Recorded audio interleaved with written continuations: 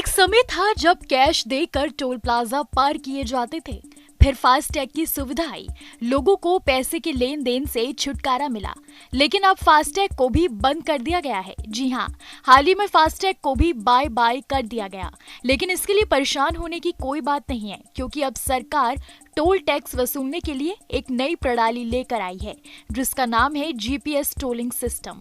Media reports की माने तो जल्द ही जीपीएस आधारित टोल सिस्टम की शुरुआत हो सकती है और मैसूर बैंगलोर एक्सप्रेसवे बनेगा इसका गवाह। दरअसल इस एक्सप्रेसवे पर जल्द ही जीपीएस आधारित टोल सिस्टम शुरू हो सकता है। इससे टोल टैक्स में पारदर्शिता आने के साथ साथ यात्रियों को भी सुविधा मिलेगी। आपकी जानकारी के लिए बता दें कि इस सिस्टम से उतना ही पैसा देना होगा जितनी आप हाईवे यात्रा पर देते हैं।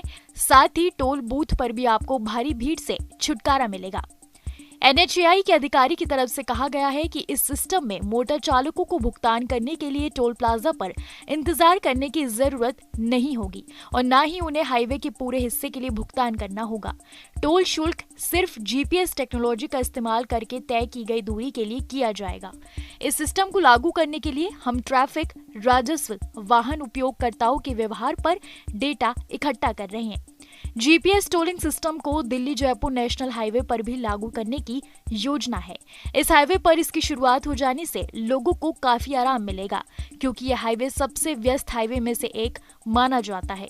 मीडिया रिपोर्ट्स के मुताबिक जीपीएस आधारित टोल वसूली सिस्टम को अंतिम रूप दे दिया गया है।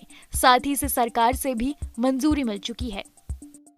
अब बात करते हैं टोल बूथिंग सिस्टम को लाने का उद्देश्य क्या है।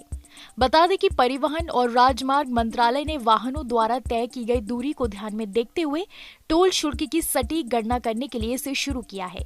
इस सिस्टम का मोटिव टोल भुगतान में पारदर्शिता और सटीकता को बढ़ाना है।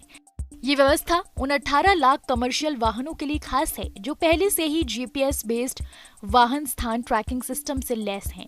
इस सिस्टम को लेकर केंद्रीय राजमार्ग नितिन गडकरी पहले ही लोकसभा में पुष्टि कर चुके हैं कि जीपीएस बेस्ड टोल संग्रह की शुरुआत इस साल मार्च से होने वाली है।